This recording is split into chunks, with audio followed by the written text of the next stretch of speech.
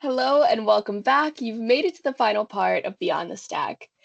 So far, we've covered infrastructure and operations, and now we're getting into the engine of value, business process optimization. Last time, we explored how operational support can be more efficient and cost effective, and today we're talking about aligning your tech environment with business processes for an even greater impact. We are back with Rich Garapuda. Thank you again for being here. Thanks, Sky. Mhm. So at the end of the day, your software and infrastructure should support your actual business needs. How often do companies find inefficiencies because of tech misalignment? Oh, this happens every day. It's difficult to align technology with the needs of the business since those needs are constantly changing. So often I'll visit a client and they say they're considering replacing JD Edwards with something more modern, when in fact, JD Edwards Enterprise One is a modern platform that's continually updated by Oracle. They just implemented it 10 or 15 years ago, and it was never re optimized for their business needs as they changed. When that happens, the business process becomes frozen in time.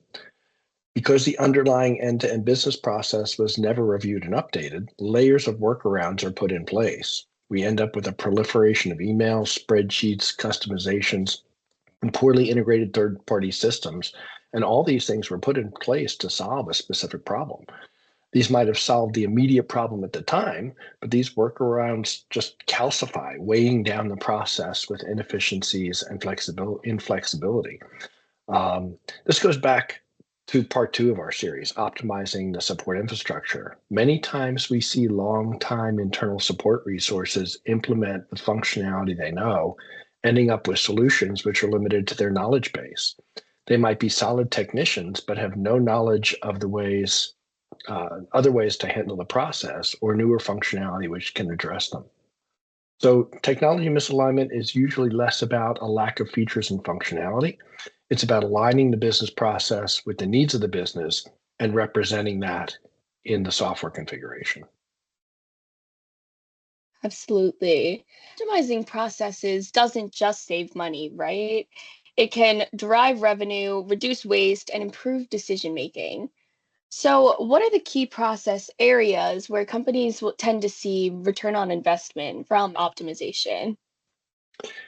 That really depends on the nature of the business. Typically, it's driven by industry or the core value proposition of the organization. A few examples: project based companies often want better control over their procurement spend and more efficient invoice processing. Manufacturing and distribution companies look for improved planning processes and greater visibility and flexibility in their supply chains. Food and beverage companies need to focus on quality and traceability across all their processes. I always recommend that an organization focus on optimizing one or two processes at a time. This gets them to focus on areas where they can find the most value and not be overwhelmed with a large, sprawling project.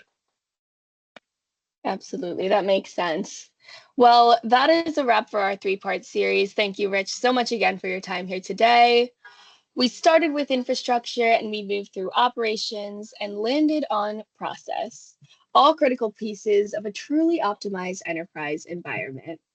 Thank you so much for joining in. If you would like to get in touch with Rich or any of us here at Genovo, feel free to scan the QR code in the following slide.